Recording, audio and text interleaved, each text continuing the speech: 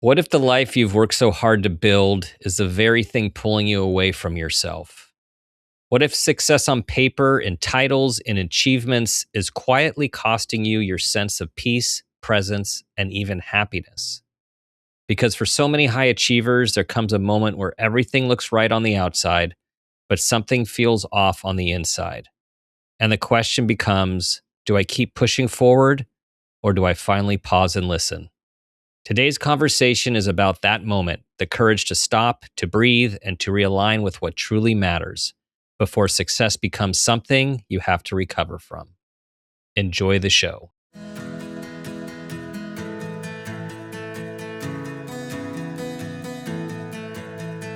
Welcome to Make It a Great One with Dr. Dan. I'm Dan Peters, psychologist and leadership coach. This show is all about bringing hope, connection, awareness, and wisdom through meaningful conversations that inspire us to be better versions of ourselves and have a positive impact on humanity. This is your space to pause, reflect, and reconnect with who you are, what you care about, and who you want to be. We have this moment, this day, and this life. Let's make it a great one.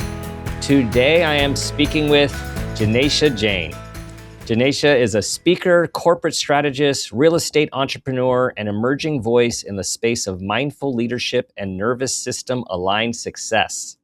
As a first-generation Indian immigrant, she brings a rare blend of cultural depth, emotional intelligence, and practical strategy to every stage she steps onto. Her work sits at the intersection of ambition and alignment, helping high achievers, women, and immigrants navigate success without losing themselves in the process. Jinesha is a speaker and guide for organizations, universities, and communities looking to support well-being, leadership, and human-centered performance. And you can see her on her recent TEDx talk called The Power of Stillness, How One Breath Can Break Burnout. Jinesha, welcome to the show. Thank you, Dan. How does one, so in my review, so quickly and acceleratedly, not a word, transition from data analyst, entrepreneur, and business to speaking on the stage and speaking out and passionately delivering your message? Well, unfortunately, I do not have a short answer for that story. To give you a little more context about why you see this Janesha as she is because I originally came from India. My parents did everything they could possibly do to help me start a life here in the United States. They helped me with my master's degree. I did not had a debt on my head. They made sure that I'm living the life well enough. While all of that was given to me, there was always this unsaid responsibilities on my shoulder that when the time comes, I should be at the level that I can provide the same comfort to my parents that they did to me. So that became a fuel very quickly when I started this journey here in the United States. And because of that fuel, I think I was able to accelerate this into all the ways possible that I envisioned myself to be in. And then there's the moment where your mother asked you in your native tongue, Yes, "Are you happy?" yes, And that response, or lack thereof, was a point of, a turning point, a questioning point, a pause, yes. and a questioning, which has had a profound impact. It did, yes. I was at a point of time where everything was working out for me. People would say I'm a successful person as I am. I was with one of the top corporate companies at a senior position. I started my real estate business that started to boom up. I started to work on myself in ways that I want to be on different platforms and talk to people, have community around myself. While everything was building around myself, the only thing that was not in movement was my inner self. So, mothers, as they are, as they say that they do all know everything, Hmm. I just achieved a milestone. People around me were very happy. They were congratulating me. And she was on FaceTime with me and she said, in my native language, which means, Tu khush hai? Are you happy? And I was like, yeah, what do you mean? She's like, you don't have the same smile you used to have. Mm. And that was the point that I couldn't answer her because I knew that was somewhere in between me, but I had it covered all with the layers that, oh, because I have to be at a specific level, this is the cost that I have to pay. But what I didn't ask myself, is this really the cost you have to pay to get something? Mm. So that really made me pause and think the definition of happiness, the definition of success, the definition of to gain something, what you have to lose something, and how do you put a boundary to it? Where is Mhm. that fine line? That's when the whole journey started to look a little more introspectively. While you're building out something out there, are you really growing yourself or evolving yourself as well or not? So that was really the turning point for me. I have found that the only way to know where our limits are, or to find ourselves in a situation to ask these questions, is to stretch beyond or to go up against that boundary or that limit, Yeah, because we don't know what a sweet spot is. Like, if you're always if we think we're in a sweet spot, there's yeah, no way of knowing unless you're out of the sweet spot. And absolutely. for so many of us achievers, Hmm. there's a reckoning. There's a Hmm. reckoning at some point, whether our body starts to shut down, Yep. events happen that we did not anticipate, Yes. and it's almost like the curtain is pulled back, right? Like the curtain is just Right. pulled back, and we are raw and vulnerable, and it's a real, it can be a very scary time as well, an Yes. uncertain time, because we've been trained to do something, and Yes. when you do it well, you get a lot of positive feedback for doing it well, so therefore you think that's what you're supposed to be doing. Yes. It's like your identity is always tied to productivity. So all you know that I just want to produce more. I just want to do more. And if I don't, then the world is gonna fall behind. There were several things you said in your TED Talk, which I felt I am completely aligned with and really Mhm. resonated with me personally and in the work that I do. Yes. And the first one is alignment. It's the word alignment. Yes. um, so, talk a little bit about the importance of alignment, and when and how you realized you were out of alignment. Absolutely. Alignment is basically when your mind, your body, and what you're doing, as in your thoughts and your actions in layman's language, absolutely aligns or falls in place, resulting into things that you want. So, initially, when we start doing something, for instance, if you're cooking something, you have all of your raw material. That means you have the recipe, you have the raw material. There's a good chance you'll end up making something good or something of your taste. Now, let's suppose I pick a couple of raw materials out of it. Would it taste the same way? I don't think so. And this is how I view alignment pretty much. If your thoughts, your actions, what you want, what you're thinking, what you're doing, what you're saying is not matching up, that's where you feel like you start to think more. You start to overanalyze the simplest of messages. You start to recalculate all of your directions and decisions. It also creates, especially in my case, it created a lot of emotional exhaustion because now I was not just dealing with my intuition, with the knowledge I had, with the intelligence that was given to me. I was also producing all of this noise because of that misalignment that made me more confused, that put me in much more chaotic environment than I should have been. So simple decisions took more time. But with the knowledge and the resources that you have, you want the things to be quick.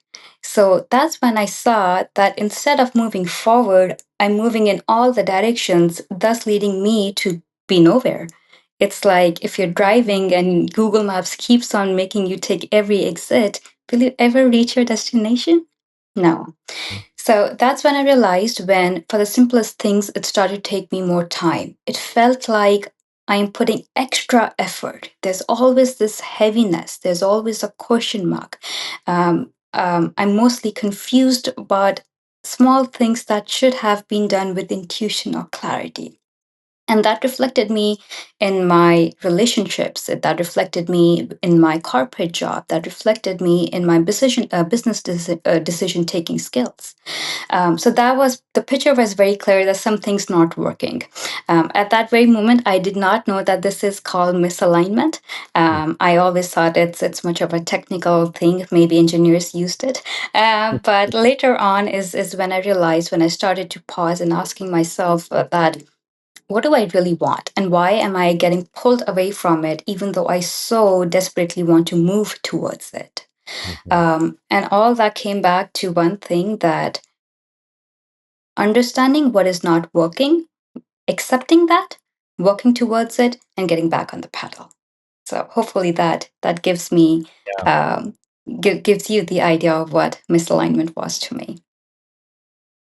It's a it takes a lot of courage to ask the questions, Yes. because when we've been on the treadmill for Hmm. so long, and again, often the treadmill is reflecting back to us, or our performance on the treadmill externally, we're doing what we think we're supposed to be doing, we're getting some accolades, or we're getting Yeah. some feedback, and it becomes, you're describing that internal experience, and that's where I think this is so interesting, when we have to go from the external to the internal Yes. and listen to ourselves. And it's natural for us to not want to pay too much attention to thoughts and feelings that um, are going to make us question the decisions we've made Yep. and the roads that we've been on. And so I find a lot of us try to ignore them or push them back down. But at some point, we have to listen, and it's best if we listen, because Yes. it's that intuition, it's that soul, it's our inner knowing that's Absolutely. asking us, telling us, pleading with us in many times to, like, no, listen, listen, listen, there are other ways, this is not working. Yes. Yes. And one thing I've realized after talking to a lot of people, Dr. Dan, is that most of us have a fear of pausing or falling behind. So even though we know that a root problem has started to seed up, we try to cover it up thinking, I don't have the time for this. Um, if I don't look at it, it'll possibly go away. And I wish that was the case, but real life doesn't work that way. All you we tend to see it unless that piles become a big pile, and then it starts affecting you in almost all aspects of your life, and then you're like, damn, why didn't I do something about this beforehand? So I Mhm. ask you, why don't we take precaution? As they say, precaution is always better than, you know why don't we do something that, one, we are much more practical and acceptable, in terms of that life will always be in waves. There will always be movement of ups and downs. How do I prepare myself that I have enough resources within me, that when it takes a toll or we go south, I know how to handle this? Mhm. So do not have the fear of falling behind just because you're taking a pause to catch up with yourself. And the Hmm. other thing that I did realize is that our thoughts very much shape us. What you think has a physiological change in you. You think of something pleasurable, you'll see the changes in your body. So if you do think something negative, or you do overanalyze and cause yourself anxiousness or burnout, or you do think about exhaustion, that will have impact not only in the things you do, but eventually yourself does, because it's a loop affecting what you do as well. So a lot of people, as you said, try to run away from that discomfort just because they see, um, thinking it might just go away if we don't pay attention to it. But the real truth is, it just never goes away until you sit down with it and go through that storm. It doesn't go away, and I want to join you in busting the myth about being behind. Yes. That everyone, there is no behind, Mhm. right? Our society has created different developmental or environmental or stage milestones of what we're all supposed to be doing at a certain time. And 100%. we're all unique and we all have our own timelines. And as like Janesha's saying, w- different things make different people happy. Some people are happy living in the forest with very few individuals, and some people are happy living in the middle of a very busy city. Yes. And it doesn't matter which one it is as long as it is aligned with what you want to do in this life that you have, right? Oh, And this doesn't this just 100%. shake it all up though, to think like, wait, but those are the metrics. If we don't, Yes. we're supposed to follow the metrics. We're supposed to follow the timelines. Absolutely. It's so funny to me. I often ask people this that if you want to eat an apple, but you just see a bunch of people eating oranges, is that just why you would start eating an orange or start producing an orange so that because 10 people are eating oranges, now I want to eat orange as well? And I think it's easier to say than do. I 100% agree. There was a time when I was absolutely competitive to other people in terms of if somebody's getting a job at a fine company, I want to be that one. If somebody's doing a podcast, I want to be that. And not because I wanted to bring forward my voice or my message or to help somebody, but just because I see something, I liked it, and now I want it too. It does helps you at some time to push you a little bit, but at least in my perspective, I don't think this is the healthier way to sustain it. Hmm. Because I read something and this absolutely changed my perspective towards it that if this is your life, then how can you be on someone else's timeline? So that absolutely changed my perspective around this, and brought my focus more towards that my competition is with myself. My where I want to be and where I was absolutely depends on who I want to become and how I want to improve myself, how I want to improve the lives of people around me, and not just because every person around me is doing something, and so I want to do the same things as well. Hmm. And I think that understanding really helps you calm down rather than losing yourself in that fear of falling behind or not catching up with others. Yes, valuing self over others, Mm, and not in a selfish way that is we see as negative, but in a yes, self-ish way as we see as honoring oneself. And, absolutely. So well said. society, for lots of different reasons, seems to need us to be certain ways and to conform and to get with the program. And as you're Yeah. saying, Janesha, it's easy to say and it's much harder to do. Yes. However, liberation and freedom come from following one's own path. Hmm. Yes, absolutely. Wow. I'm taking a pause to take that in because that's so strong. It's like you cannot experience the travels. But if somebody else traveled, if you traveled to Switzerland, you might be able to tell me all the good things about there, but I still won't have the same experience as yours. And unless I go there and I do my thing, Mhm. I might have a different experience from you. But then that's how I learn. So when you Mhm. said that, it absolutely connected me to how everybody carves their own way. And thus, it makes sense to link up or sync up with your own timeline. Mm. Yeah. Yeah, and pausing, which is Hmm. something that has been central to what you are speaking about, Yes. here and other places, is the pause. We're not getting behind, Hmm. and the pause is needed to actually understand what it is that what do I want, right? You had to figure out what did you want? Like Yes. how can you feel happy? Because feeling happy would be based on, we would think, something that Yes. you actually want, the things in living the way you want to live, um, and making choices and decisions that are aligned Yes. with that goal. Absolutely. When you mentioned this, the first thing that came to my mind is whenever I talk about pause, very funnily, people think, so I don't do anything? Does that Mhm, mean do I give up everything? And that's absolutely not what I'm asking for.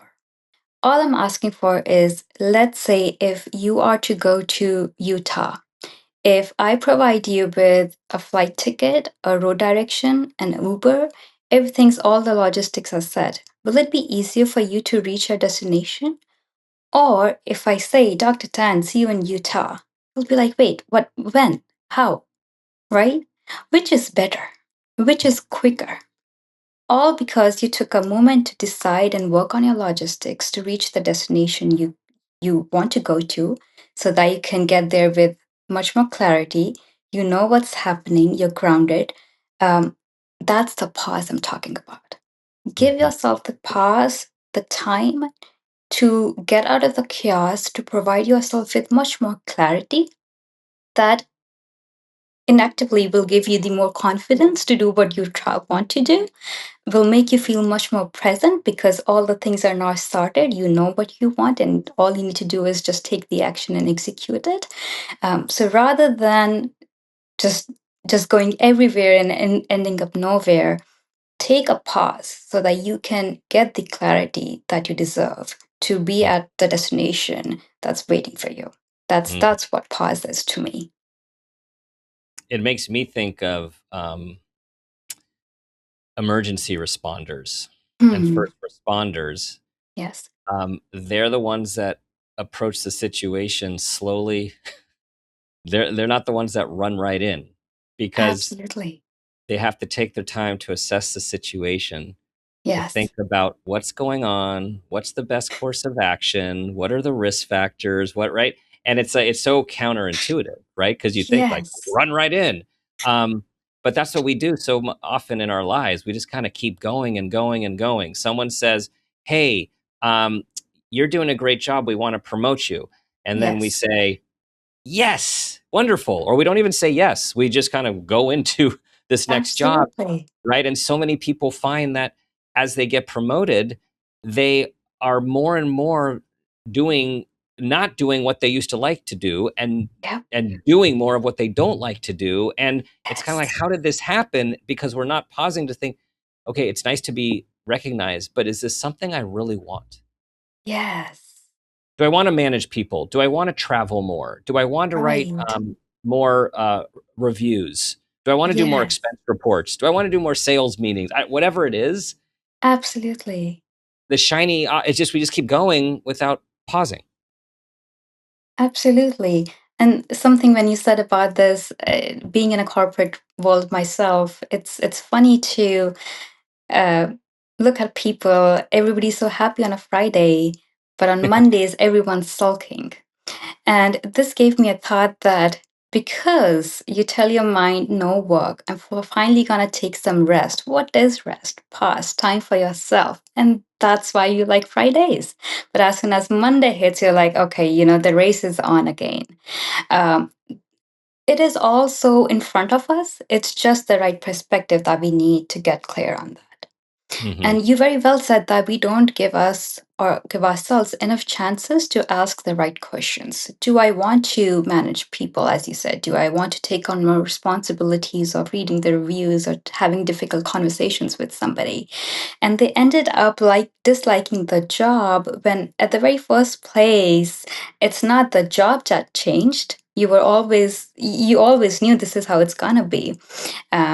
Your perspective of looking at the job changed because you did not give yourself enough time to ask yourself if this is what you want or not. Hmm. So that's something I feel like it's always in front of us, but we just kind of miss it out.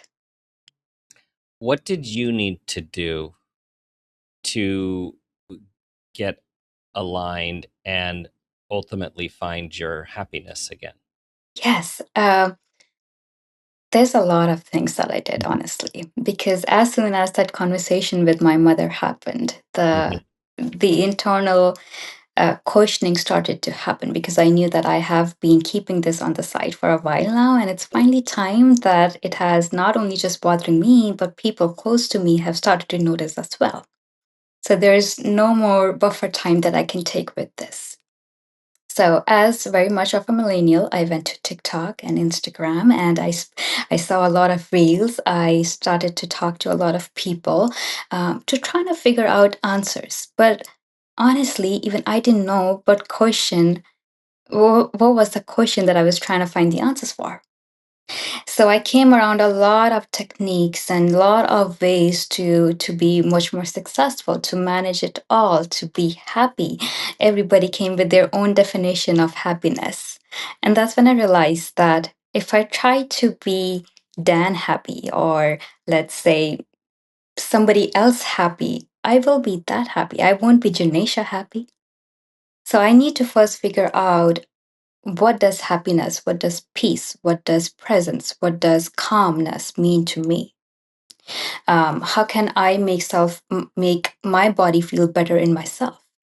How can I wake up in the morning without feeling like I have to run a marathon? And that came through very practically, through breathing. We all breathe all the time. What we don't do is intentional breathing. If you can focus on your breathing, if you start to see the changes in yourself, just get more intentional towards it. That's all I needed to do. Very funnily, I started to see some changes in myself. And then, because I'm a curious mind, I wanted to see, how is this working? Why is this working? I got into very specific details of a technique that I would love to talk to you about. Get very scientific around it and see, what changes is it making in my body if I just change the way how I breathe, only for a couple of minutes in a day. And that, to come back to your question, really helped me find what is happiness to me, what is calmness to me. How can I better align myself and start a day as if I'm not going on another war? Um, and Mm. how can I better produce? How can I have elevated thoughts for myself? How can I be more confident in myself? How can I do more towards the ambitions I have, but in the simplest, most quickest way possible? So since you didn't have the questions, you were seeking, Yes, and you talked to people, but then you realize you're not exactly sure what you were seeking. yes, Um, and then you were also doing a lot of reading and taking a lot of classes, which a lot of a good achievement focused people do. And then you realize, okay, well, yes. these are other people's versions of this and other people's definitions of this. And so Absolutely. you found breath. And Yes. so it sounds like you're saying finding your breath work, learning about breath work, Yes. understanding the impact that your breath work was having on you, that allowed the space for you to then get in touch with what your values were, what how you did want to live your life. But it was only through the pause, the breath, that practice that the rest emerged. 100% yes.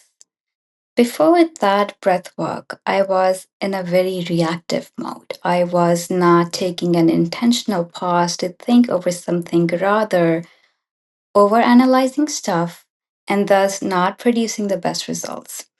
As I said, I was under intense emotional exhaustion. I used to feel heavy all the time. And there were times when I used to think, how are people leading 15 different companies? I can't even manage two jobs right now. How will I get there? Is this not working for me? Is something wrong with me? Am I not doing the right thing? So I definitely didn't know what will help me at that time. But very luckily, while I was growing up in India, I've always heard people about pranayama's and breathing techniques and yoga and different stuff like that. While it was always in my subconscious, I never intentionally sat down on it and practiced anything. And as I was looking for or seeking different answers, something funny where it came around is that if you do breathing, and there are a lot of different breathing techniques that you can do for yourselves, it helps you calm your nervous system. So that was the first instance when I felt like this is definitely something I need because I always feel on. How do I shut this thing off? And I specifically started doing Brahmari Pranayama, which is also called a humming bee breath pranayama. All you need to do is inhale and exhale, like making a humming bee breath, like hmm. That's about it. You don't need to sit down for 20 minutes. You don't need to sit down for 30 minutes. And at that time, it worked really well for me because it didn't make me feel that I'm losing time or I'm slowing down, as we spoke about initially. So that problem was checked off. I only did this for a couple of minutes as soon as I woke up. Instead of checking my notifications, this was the first thing that I started to do. I used to sit up straight, follow the technique, do the humming bee breath, and I started to feel that I'm becoming much more focused. Instead of 45 tabs in my head, now I can actually focus on what's in front of my screen.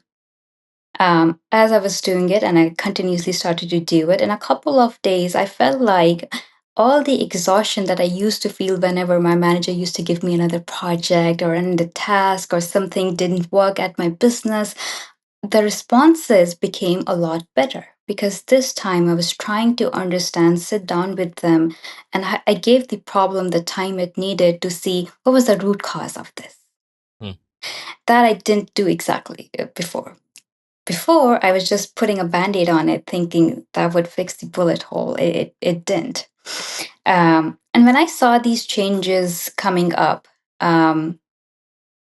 I was like, something's changing, and this is the only new thing that I've added in my routine. So let's do more of it. Let's see if things can get even better. As I continued doing even more, I saw that my relationship with my friends, with my parents, with my partners started to improve. In a way, when I before doing this, even a couple of minutes call with my parents used to feel like you're taking a lot of time. I have lots to do. Let's talk later. That started to become like, hey, this time doesn't work. Let's connect at this time. Let's do FaceTime. And they started to feel that I'm coming back to them. That feedback made me even much more confident in this technique. That okay, something's still changing and it's going in the right direction. And then that's when the curious mind popped up. Okay, why is this working? Why? What is it doing to me? And that's when I learned, Dr. Dan, that when you hum, you vibrate. So when we do this technique, you have to close your ears, you have to unclench your jaws. And while you do that, that vibration actually helps soothe down your vagus nerve, the one that communicates between the mind and the body. And it puts you from the beta wave, which is overthinking, overanalyzing, always reactive, always on mode, as we were talking about. It helps shift your nervous system to an alpha wave that puts you in a much more calm, in scientific way, I can say it's in a much more parasympathetic system, but in layman language, it just puts you in a much more calmer state while increasing your focus. So now you're not just calm, you're also focused towards the next steps on your to-do list. And that's when I really deep dive into this. I read a lot of articles about different research and experimentations that have been done using this technique and the advances it has on people. And personally feeling that it really brought me back to myself. That's beautiful. So, what I hear you describing Mhm. is an act of presence, that Mm, the breathing, the humming, the frequency, the changing brain waves yes. allowed you to be more present in the same life that you had before. But because you're Yes. more present in that life. You're not the reactive Janesha. You're the present Janesha. Present Janesha. You are able to do everything with a different quality. Even Absolutely. if that doing is having a conversation of FaceTime with your parents, because Yes. you're not feeling dysregulated, you're not feeling Absolutely. reactive, you're not Hmm. feeling rushed, and the Yes. to-do list is not in your brain in the same way that it was before. It's like you're there so you can put the to-do list in your back pocket or in the back part of your brain until Yes. you're done with the task at hand. Absolutely, yes. It's funny, before doing this, Dr. Dan, my to do list had its own to do list. It felt like it's never gonna end. Right. Um, and today I'm at a position where if something comes to my mind, I know if it's urgent, when to take action. If it's important but not urgent, how do I schedule it so that it's also not on the back burner, it's also something I take action on, but I take action on it when I'm fully intended towards it and not just because I have to and there's no more time. So that really brought a difference to me because now the product of what I do started to become better. I still do the same things, but just in a much more better and efficient way. Hmm. So the whole thing is that you're still doing the same thing, but if we could do it in a much better way, why wouldn't you want to do that? And this is where it always gets interesting for me in Mhm. the um, coaching work, the leadership work, which is so Yep. focused on performance enhancement, right? Peak performance, Yes. efficiency, optimization, Absolutely. and we're talking about that, but we're not talking about it the same way. Right. What I think I'm hearing, and Yes. where I think we are aligned, is that by slowing down and being Hmm. more grounded and being more present, Hmm. one one ultimately performs better, however we define better, but it Yes. comes from a very different place. It's not from the same maybe egoic place of I need to prove myself, I need to achieve to be seen as valued, I need to get another trophy, I need to get a it comes from a more centered place that is aligned with your values, your intentions, 100%. your integrity, Yes. And I because then say the this, decisions are based from that place. yes. And I 100% agree to this. And in my terms, I put this that it comes from the grounded you. Hmm. Because now you know where you stand, you know what to do with much more clarity and confidence. So you're still doing the same thing, but now it's coming from the right intentions towards it. And intentions matter a lot. It's defines you, it defines your beliefs, your integrity, as you mentioned. Um, so if the focus is just a little bit shifted towards it, I think there's a lot that can be done. So what have the changes been then in your ambition? Or before, former Janesha, current Janesha, is the ambition the same or is it different?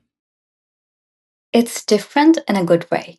I'm still as ambitious as I was, but now the definition of that has changed for me. It does not mean, as you say, society hangs certain milestones for us.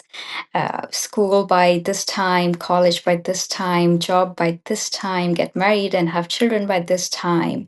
And you're so focused in just doing what everybody else is doing that you forget what's your purpose. What are you doing for yourself? Why are you doing why are you doing this? And all of those things does kick in at a time.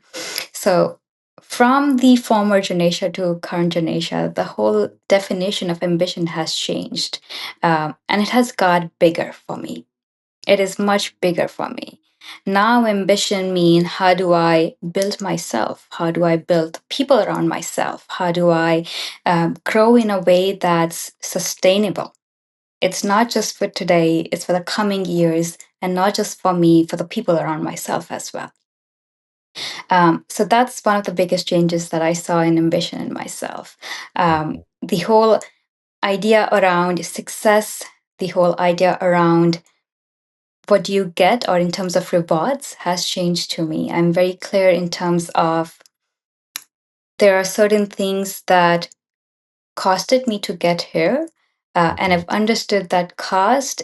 I find that sweet balance for myself that this is where the line stops. This is where now the focus becomes on on yourself rather than on just being reactive and what you're made to do. And there's a difference now. Instead of what I'm being made to do, now I'm building something of my own in a way that it comes from my values, my beliefs, me being much more happy and efficient around it, me being much more ambitious and intentional about it. So the whole idea around ambition has pretty much changed for me in a good way that it is now much more bigger from before where I envisioned myself. Well, and that ambition leads me to a term that you talk about, the immigrant performance trap. Yes. And that clearly, where ambition comes in, is right. It's so we know what it looked like before you were aware of the unwritten or the unspoken expectations, right? Yes. How does, well, maybe just say a little bit for everyone listening and watching, Yes. describe the immigrant performance trap. And then the second part of that question is I'm interested in how that has changed for you as well. Absolutely. I think from me and from where we come from, we do see a lot of sacrifices being made for us to get us at a position that we are at right now. Personally talking, my parents always gave me a very comfortable life. I never had to ask for anything. Being, uh, you know, how can I say this? I come from a society which is very much conservative. Or it has high expectations for you to perform in a way if you are a woman. And my family kind of gave me a safe place that we don't hold you by this, but you do build something of yourself well enough so that all the sacrifices that are being made does contribute or rewards you something. And when I saw that being happening, my parents giving a lot for up for me. They're making sure that I have the best life in US. I get the best education. My sister gets the best education. Um, there's this unspoken responsibility because you do know that all the comfort that they do give up at this point of time, now that you're a better position, can you give this back to me? Can you take care of them with the time needs? Living 8,000 miles away from home, even if I cannot reach there with just one flight within 24 hours, do I have enough resources so that I can take care of them? So that ambition, or as you know, it's I wouldn't say it's a trap, but that puts you in a position that there is no back road for you. Now that if you come here, you get into the school, you get into the corporate, you make money, you make a safe life so that you can take care of yourself, the family you're building for future, and your family that you left your home from. So more than a trap, it's an unspoken responsibility that's always on an immigrant's shoulder. And it becomes a trap, I believe, because we make it a trap ourselves. Mm. In the race of this life, we forget that it's good to have other people in our perspective. But if your cup is not filled enough, how will you fill other people's cup? Hmm. And I realized that's what a lot of people miss on, and that's when it starts to becoming a trap. Hmm. Because as we were talking about the job earlier, somebody is going to take a managerial job and then they take it. They didn't realize that this is not what they wanted. In a few months, they curse the job. But the job is not the problem here. From the same perspective, I always believe that the responsibilities is not a trap. it's good that you have people to look over you. It's good that you have the chance to build something for your community. I think it's one of the most things that I'm fortunate about that gave me the fuel I needed to be where I am today. Hmm. It became a trap when I forgot that I have to fill in my cup, and only then I can fill other people's cup. Hmm. So that's something I feel is where Yeah. people lack, or in Yeah. my case, I lacked previously being an immigrant, that I came with a lot of baggage of expectations and stuff to do and make sure I take care of this and that and everything, but forgetting myself in the whole journey. Which is, yeah, it's so interesting because from those who come from a collectivist culture, Yes, it is counterintuitive, and it's just like not, it's just not where one goes to be focused on yourself, to the individualist side. And yet, absolutely. both are possible, right? I mean, it's finding the balance of, because to fill yourself up, to be self-ish, to, focus on self, is Yes, actually what you need to be healthy, to give back. absolutely. Yes. This always brings me to this metaphor. It's like driving a car. As you're driving the same car more and more, you're collecting more miles on it. There will be a time that as soon as you start hitting the highest miles, it will need more maintenance. So if we have understood that about that machine, this is one of us being humans, this is one of the biggest machines we have ever got to tackle with. How can we not pay attention to our maintenance? How can we think that keep on riding and problems will not arise? They actually will. So what do? You make sure that you're putting the changing the oil at the time, you're making sure it's clean inside and outside, you're making sure that it's ready to get go when it's not just you driving, but you have your family to drive along with yourself. The seat belts are working, the wipers are working, the headlights are on. So very well. If we can do that for a car, why can't we do that for ourselves? Hmm. Well, we need to value ourselves, right? We're putting Yes, value in the car, um, and therefore, because of the value we're putting in the car, we are maintaining the car. And some absolutely. people, actually, let's continue the metaphor. Some Yeah. people only maintain the car when they absolutely have to because it's broken down, Yes. and other people maintain it in a regular, proactive. It's part of just how they go about their life, is making sure that their car is taken care of along the way, and that's what you're talking about with us, right? It's like Absolutely. part of our regular maintenance, Absolutely. Why wait for the car to break down? right? Many of us And do. then, Yes, yes. And then you'll have to pay more. You have to rent a car, or you have to survive a couple of days without the car. right. Why do we even want to go at that level before acknowledging that we could have done something much earlier, would have taken less investment, would have taken less time, um, and Yeah. and the drive would have felt great all the time. Yeah, and I'll argue as I think about this, Hmm. that there are many that take much better care of their cars than they do of themselves. 100% yes. Right. Right. Right. Absolutely. All right. Think about that, everyone. Think about what you do for your car, and look in the mirror and see if you are treating yourself the same way. Um, Janesha, I'm also wondering, or something that I think about when moving from a mode of performance to a mode of presence, as we are Mhm. talking about. I find it's also, or part of that process is moving from the head to moving to the heart. Yes, And I'm wondering what your experience with that is. 100%. It's when we talked about alignment at the very first start of the talk, Alignment very well comes in when you put all the raw materials together, be it your thoughts, be it what your heart desires, be it your actions, be it your words that you're speaking out. Everything has to be very well aligned.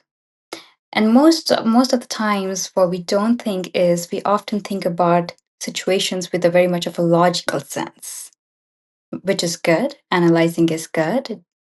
There are a lot of benefits of that. What we do forget is about your emotional intelligence, um, the side effects of how would this make me feel? How would what would be my experience? Is that something I want to experience? For instance, when we go for a movie, there are times when people just watch the movie because it makes them feel good. They like the actors, they like the song, or they like the direction. There's no logic in it, but it just made them feel something good. What we often forget coming back to practical life is it's always about goals. It's always about doing better, making money, buying cars, but buying properties, which is all good. But by the end of the day, for me, I see that it made you feel something, and that's why you wanted to do something. You wanted to buy a sports car, you wanted to buy a Ferrari because it makes you feel maybe proud of yourself. It makes you feel successful. It makes you give you a sense of achievement. And for me, that all came from the heart because your heart desires that. That is the place where no logic plays a role. That is a place where you feel the safest because now you're listening to your most truest self, not what you're expected to, not what the world is telling you to do, not what you thought you were supposed to, but you were just putting up a mask every day. And that when that comes into alignment, your heart with the logistics that you put behind it. I think that's how the road really makes uh, you know a good drive. So you have a desire, you have an intention to do something that comes from your heart, at least for me, and then my brain comes in to put in the logistics. Okay, Janisha wants to do ABC. These are the ways she can do that. Mhm. So it all starts from here. And in my perspective, it all ends here as well because you do something to feel something, that reward make you feel something. So if this is not in alignment, I question Right. everything that is being done. Yes, starts with the heart, ends with the heart. Absolutely. I really like that. And of course, we need our brain, we need our thinking parts to Yes. actually help us navigate. And I think this is about, we're talking about integration because so Hmm. many of us have gone through life um, forcing things through hard work, pushing intellect, Yes. analyzing, problem solving, and then what we get disconnected from the other parts of us. We get Oh, disconnected absolutely. from our values. We get disconnected from our feelings. We get disconnected from our heart, Yes. or our from our inner knowing. And so, really, this alignment that we are speaking of, I think of as integration. And when we can come to it whole Yes. with presence, there's Yes. just like so much more that we can experience, and Yep. so much, and doing so in a, as you say, grounded, Yep. not frenetic or chaotic way. Yep. And you found it through breathing. Absolutely. I see this as a relationship with yourself. Mm, Um, if you are trying to put this in the way that if you know yourself well, if you know how you react to things or how decision makings work for you or what brings you joy and peace, um, one, you are able to communicate that with others very well. But if you don't know what you like, what you don't like, how you work, how you react, it's a bigger task for other people to evaluate that. They could get it right, they could get it wrong. So that very grounded and present self that you mentioned, Dr. Dan, I 100% believe that it's your relationship with yourself. And if that's improving, eventually whatever you do and put out in the world has a ripple effect and that starts to improve as well. Yes. Yes. Yes. We are aligned. We are aligned, Jinesha. Awesome. One thing you'd like to leave everyone with, one lesson, one inspiration, one practice, anything that comes to you that you would like to leave our community with. I think we talk a lot about clarity, about practical tools, something I truly believed in, that listening about it or reading about it would not bring the same clarity that you hear unless you implement it. So, if you learned anything from this conversation, put it into your life. Give the time to yourself. Say yes to yourself before you say yes to the world. Do it consistently. It's like a meal. If you have a meal on Monday, doesn't mean you don't need a meal on Tuesday. You definitely need a meal on Tuesday, Wednesday, Thursday, every day. So this is your meal. This is your fuel to keep yourself going, to be in that grace and live it as beautifully as you can. You have the power to build a life for yourself. And if it's like a kite to me, the kite is the life, and you have the thread. So you have that thread in your hands. Take it as far as you can with all the good fuel that you need for it. So practice primary. That's something that helped for me. I truly believe it could help you as well. If you have any questions, please reach out to me. If you want to practice together, would be more than happy to do that. But what I want to leave you with is that don't just leave this conversation as something you listen to while driving or sipping your coffee. Put it into practice. Put it into practice and say yes to yourself before you say yes to the To world. the world. So, Janesha, tell everyone how they can find you and how they can communicate with you, see what you're up to, and interact with you. Absolutely. You can connect with me through my Instagram. Please look in at Jinesha Jain. If you want to learn more about this breathing technique and see me practice it, you can look up my TEDx talk on YouTube. I'm performing the technique right in front of your eyes, and you can do it along with myself as well. I'll be more than happy to connect you on LinkedIn as well. Feel free to DM me. That's Jinesha Jain, Jain, and of course that will be in the show notes. Janesha, it's been a pleasure and inspiring about your message, and you're living it. You're living Thank you, it, Dr. Zan. and you're teaching it. Thank you. I feel so calm and soothed out after this conversation. And it felt like we truly spoke with our hearts today. So I'm truly grateful to you for having me as your guest and having this beautiful conversation with me.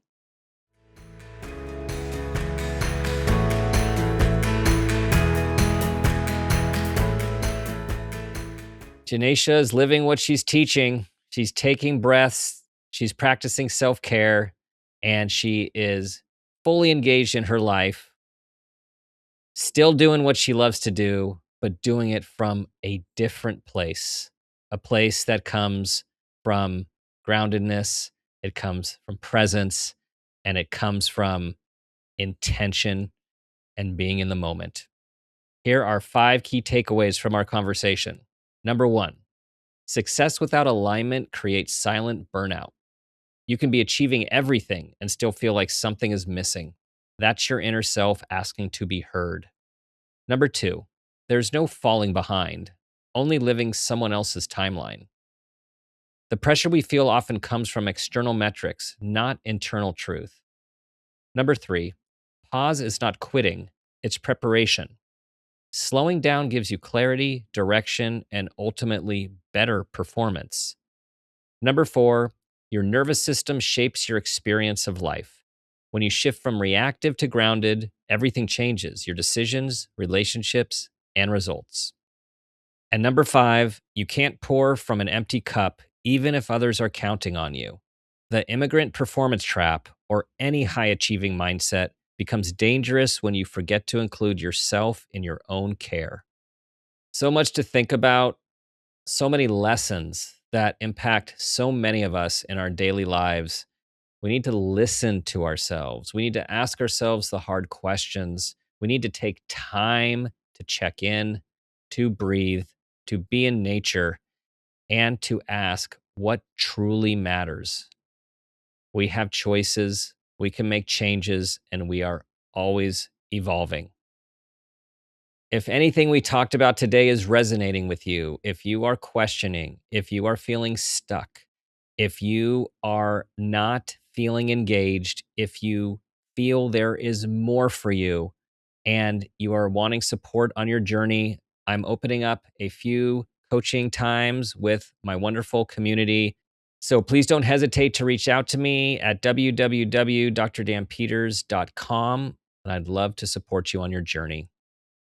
We are interested in what you think about this episode, so please feel free to leave us a comment at Dr. Dan Peters on Instagram or reply to any of our social posts. Thank you for listening, everyone, for your 5-star reviews, for subscribing, for being a part of this amazing community and bringing others you know to us as well. As always, we have this moment, this day, and this life. Let's make it a great one. This has been a Peters and Rossi production. Make It a Great One with Dr. Dan is produced by Laura Rossi. Our engineer is Phil Rossi. Theme music is Uplifting Folk by Awesome Music. Artwork by Kelly Dwyer. Follow us on social media at Dr. Dan Peters. For more information, visit drdanpeters.com.